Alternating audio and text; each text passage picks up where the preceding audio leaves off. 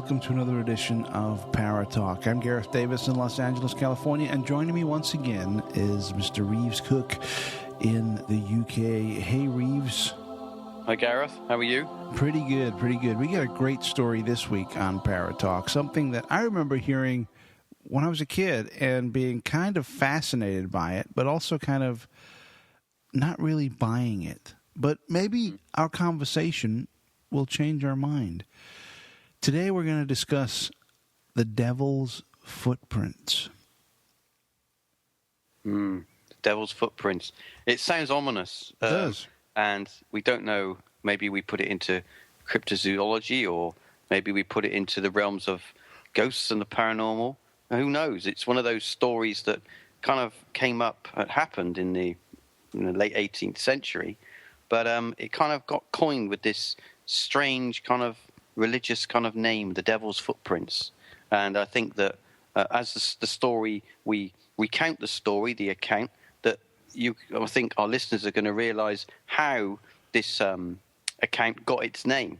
But I think what we need to do, first of all, is kind of go back to the very beginnings and lay the grounding for this event, which happened in February of 1855. Happened over one night and one day. So, it's a kind of and not only did it happen in one place, it happened over an area of 100 miles. So to give our listeners a bit of a sort of a background, these are tiny hoof-like prints that were found in the snow. Now, when I say tiny, I would say maybe the palm of your hand, that kind of size. Not very big at all.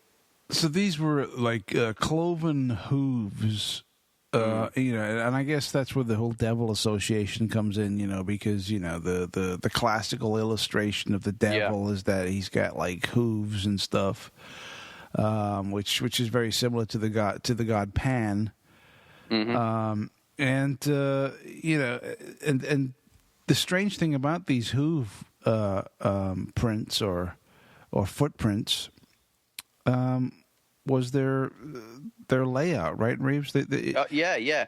That's well, there's a few other fascinating things about this account. Okay. Now, basically, when the people woke in the morning, there'd been a heavy snowfall the night before, so we had a thick, clean layer of snow. And when the villagers woke in, it's happened down in Devon, down in the south of England. When they awoke, they found these tiny little footprints. Now, the footprints seemed to go in a straight line. So that if there was a house in the way, the footprints didn't go around the house. They stopped at the house and then up over the roof and carried on the other side. If there was a wall, they would stop at the wall, and then they would get a small disturbance on top of the wall, and then they would carry on.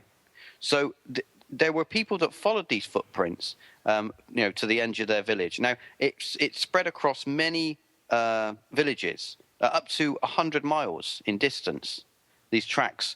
And the tracks seemed to go in just a straight line. Whatever was in their way at the time, it either seemed to go over or through. Now, there's two accounts, events that happened when people tracked these markings. I don't know what to call them. I just call them markings. Yeah. There was one where obviously the people were getting, after the local villages were talking with one another, and what are they? Well, what it looks like hoof. It could have been the devil. Blah blah blah. Parties were put together to follow these prints. Now, these prints went into a shed in one area, and they didn't go over the roof at the time. They went into the open door of a shed, and when you went around the back of the shed, they continued. So whatever it was, in theory, it actually went through the wall of the shed, the wooden wall of the shed. There was another case where it reached a small river. Now, it was the markings stopped at the edge of the river and continued on the other side. Now, you could say, well, whatever it was, walked through the river and carried on. Right.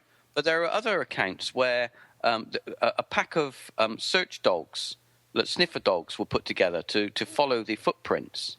to see if they could get any other traces of anything. And the dogs followed the prints into a like a wooded, bushed area, but the dogs wouldn't enter. They wouldn't go in. They turned back. They had to go around the outside where the prints continued on.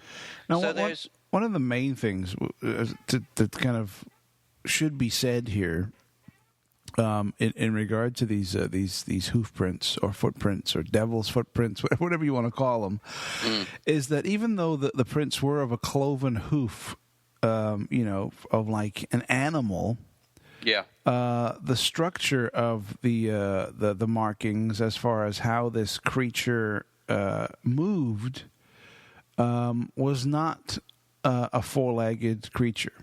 No, that's correct. They were. Yeah, that's correct. It was on two legs, and it walked like a man would walk. Yeah, bipedal. Yeah.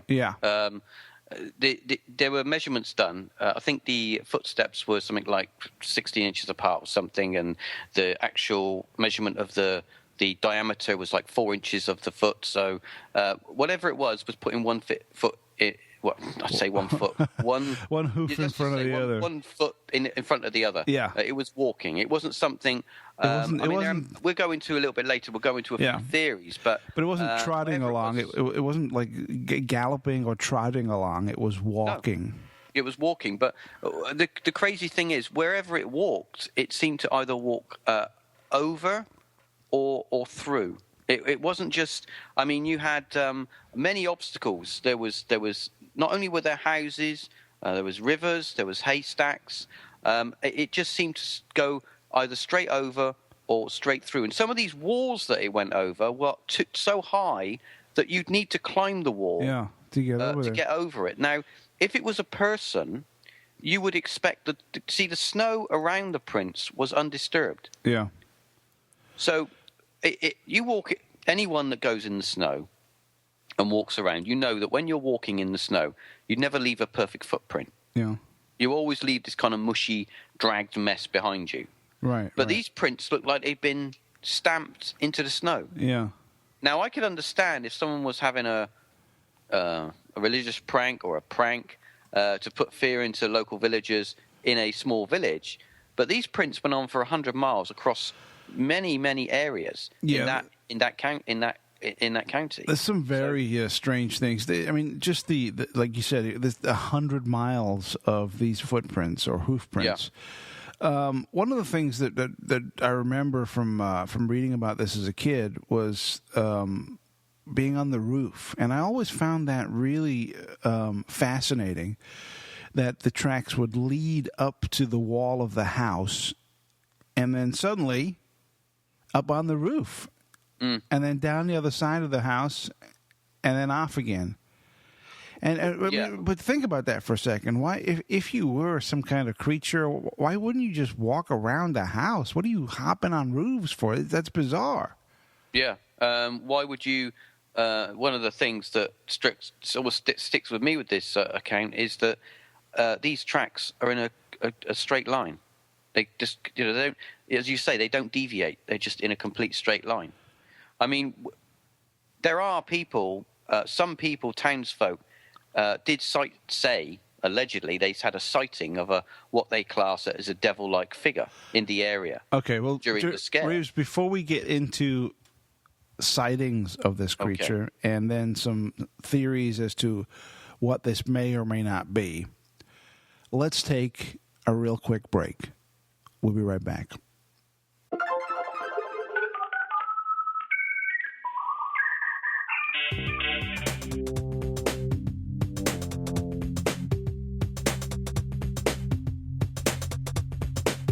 The MindTech Podcast is your weekly dose of tech, privacy, security, and conspiracy. Each week, the MindTech Podcast will talk about the very latest tech news and the continued threats to internet freedom. Hosted by Garrett Davis and Joe Resington. You can download and subscribe to the MindTech Podcast at mindsetcentral.com.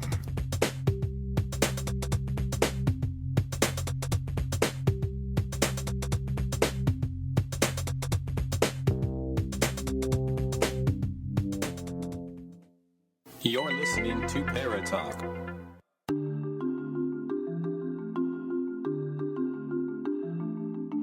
Hi, everyone. This is Gareth from MindsetCentral.com. Just coming on really quickly to talk to you about subscribing or donating to Mindset Central.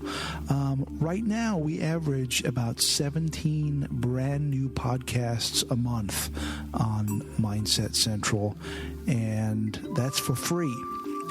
So you get that content for free. It always has been free, and it will continue to be free. But just take a moment to imagine the time and the effort it takes to put all that together, plus also creating, building, sustaining the website and the server costs. We're constantly finding ourselves reaching the point that sometimes is the breaking point, and we're up against that old foe of time and money. And we're hoping that with your help, we can break through this wall. Not only do we want to continue with Mindset Central, but we want to build upon it and create something very special on the internet. So please think about helping us and becoming a subscriber. By becoming a subscriber to Mindset Central, you'll have access to the subscriber section, which provides exclusive, all-new podcasts and a lot more. The subscriber section has and will continue to grow into an area that you will want to be a part of. And with monthly access priced at that of a large coffee at Starbucks. So for one coffee, you get access to the subscriber section, packed with content that is continually added to on a weekly basis. So please help us. Help us by becoming a subscriber. Thank you.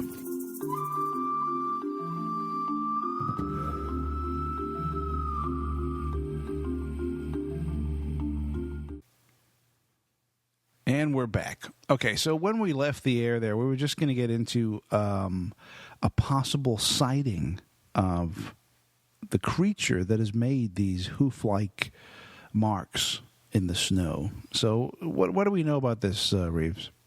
Well, there was allegedly, rumor has it, that there were sightings of now this is in closed brackets, whatever you want to put it in, a devil-like figure. People reported seeing this devil-like creature. It's in the Devon area during the scare, and many townspeople, they armed themselves and got together these kind of search groups because they went out hunting for it, thinking that this thing, being or whatever it might have been, was responsible for the prints that were left across all these different areas of over 100 miles. But obviously there was nothing was found.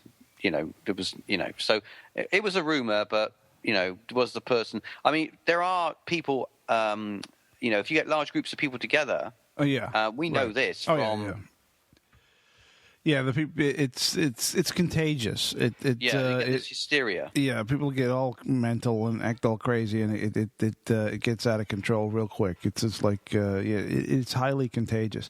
But I wanted to ask a little bit about this devil-like figure. Now you got to figure this was back in what the mid 19th century. Yeah, where people were a lot more religious.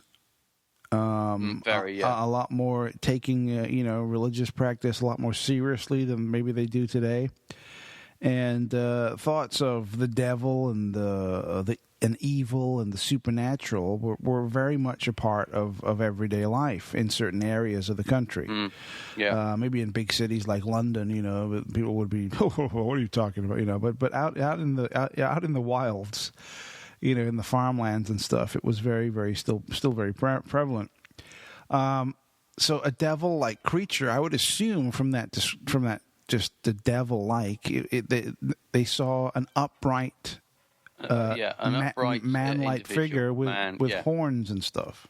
Not horns, but walking with that kind of the way that the half man, half beast kind of thing, walking with that kind of strange thing. He had dark clothes on, It could have been somebody just trying to capitalize on the situation, but True. it's only a rumor. Yeah. But the people were thinking like that. I mean, remember, you're seeing these prints. Some of these prints, right, actually went up to drain pipes, and the drain pipes were as small as 4 inches in diameter, and you have prints on them. Yeah. So you got not just got footprints on areas that are large, flat, vast areas, which you've got footprints on these tiny little areas as well. It's true. So, it's bizarre. I mean, it makes no sense whatsoever. I mean, even though we're thinking, this was over 100 years ago, and people were silly back then. But if this incident happened today, you'd be scratching your head, thinking, "What the hell?" Yeah. Well, there was some first-hand evidence of the phenomenon, and it was being very God-fearing religious people back then, they would obviously turn to the church, and one of the Reverend HT Elum, it was the vicar, St George's in the 1850s. He wrote a letter. Okay, now later on. All these publications, these letters, and they were all put together. And one of the publications was sent to the newspaper. This is a newspaper to be a London news. It was to be published, a story, and it was marked not for publication. So obviously, it wasn't deemed newsworthy enough, or it was something that people didn't want in the news. Yeah. Either through fear of creating more hysteria, or because it was something that didn't fit in at the time, Yeah. So, it's it makes you. I mean, there was a study done, and Mike Dash got all the information together over many years. He was a researcher, and there was a publication done of the mystery. In 1994, it was a 14 study. Oh, okay, yeah. There was a paper put together, Right. of all the source material at the time that people, notes and newspaper reports and first-hand witness stuff, things like that. It was all put together, and he was named. I think it was named the Devil's Hoof Marks, and it was all the source material that was available. Now, this is the Reverend who wrote into the newspaper. Obviously, he wrote his account and everything, but he also included some tracings of the actual footprints. But it was never published. It was submitted to the paper, a draft was put in, and it was marked not for publication. So it never got out to the greater masses. I wonder, a little bit of a mystery there. I wonder if this guy Mike Dash, when he was compiling his book, got a hold of those papers and maybe a copy of the original tracing of the footprints. That might be interesting. It might be an interesting book to kind of seek out. Yeah, I've never read all the source material. Yeah. But it would be interesting to read the 14 study that was released in '94. That would make some interesting, because you've got all these different theories. I mean, theorists have been trying to prove. I mean, we've got the balloon theory. Oh, well, this is new to me. I've never heard this. What's the balloon theory? Well, there was an experimental balloon that was released by mistake from Devonport Dockyard, and it had left some mysterious tracks by trailing shackles on the end of the mooring ropes. Okay. Now, this is a source from a local man, a Major Carter, whose grandfather had worked in a Devonport at the time.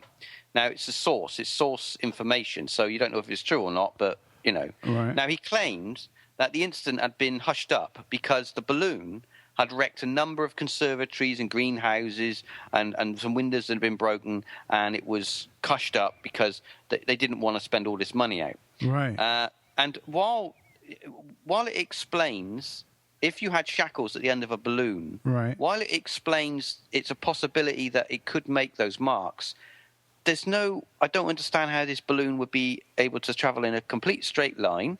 It would be able to go over the roofs of houses, go through wooden walls. Yeah. It kind of. Yeah, there's a few. I mean, initially the balloon theory I mean, you were just telling me right now, and I'm like, oh, well, there you go. That makes perfect sense.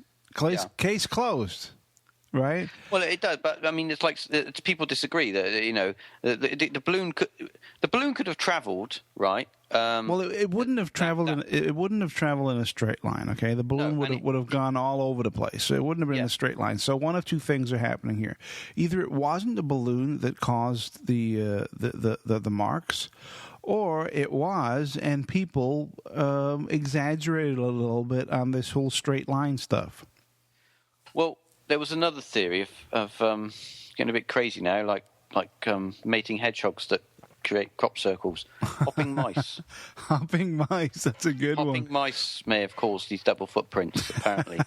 That's another suggestion put forward. That's a great mice, one. These mice that hop around would leave similar markings. But once again, hopping mice over 100 miles over the tops of houses. And extremely unlikely.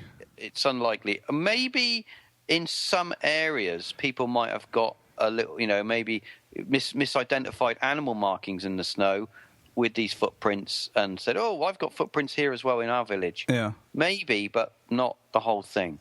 One of the most craziest ones is a kangaroo. Ah, there you go. Somebody put forward the idea of, I think it was Reverend HT Musgrove. He reported that a couple of kangaroos escaped from a private area, and that he believed that these are what caused the problem. But once again, kangaroos don't jump whole houses. Yeah.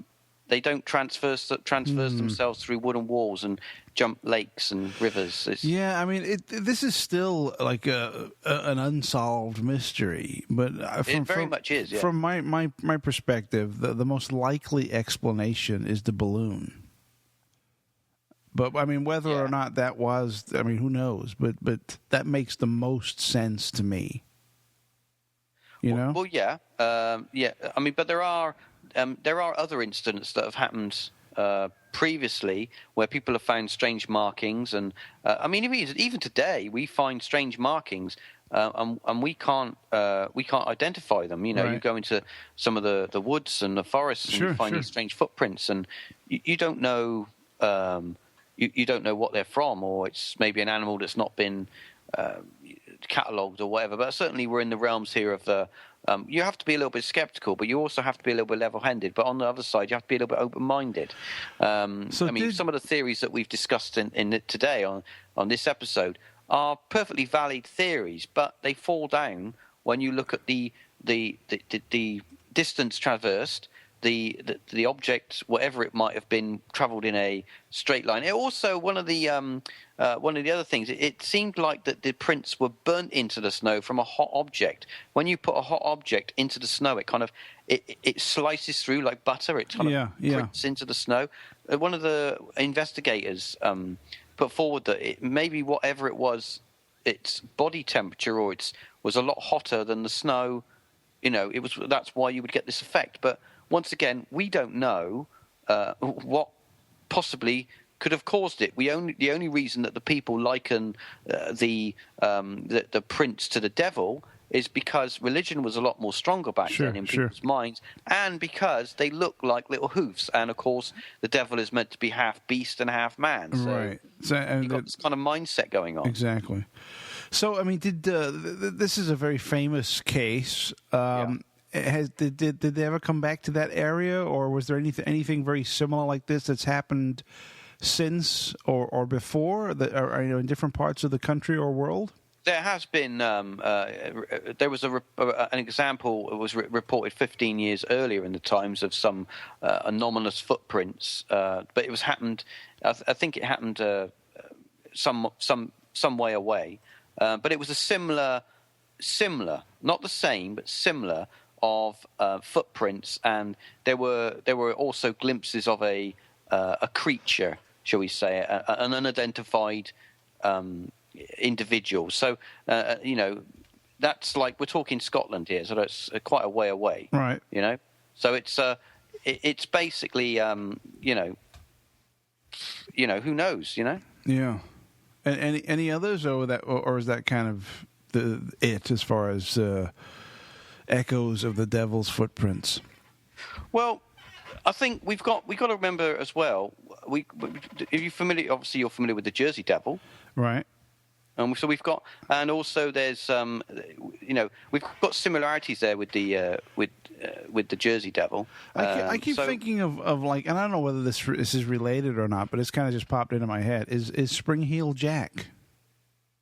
Spring Heel Jack. Yeah, well, that was something that happened in around the same time, around the same era. But I'm thinking, the leaping on top of buildings and that kind of stuff. Very similar.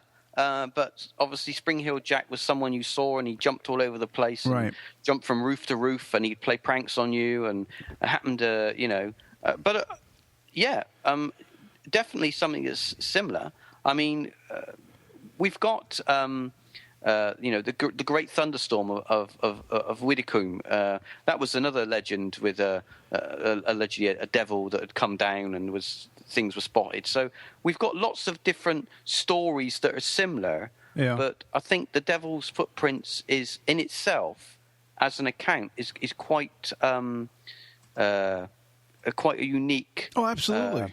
Yeah, no question. I mean, in 2013, there was trails that were reported in Scotland, possibly part of a April Fool's hoax. But you've got something mirroring these footprints.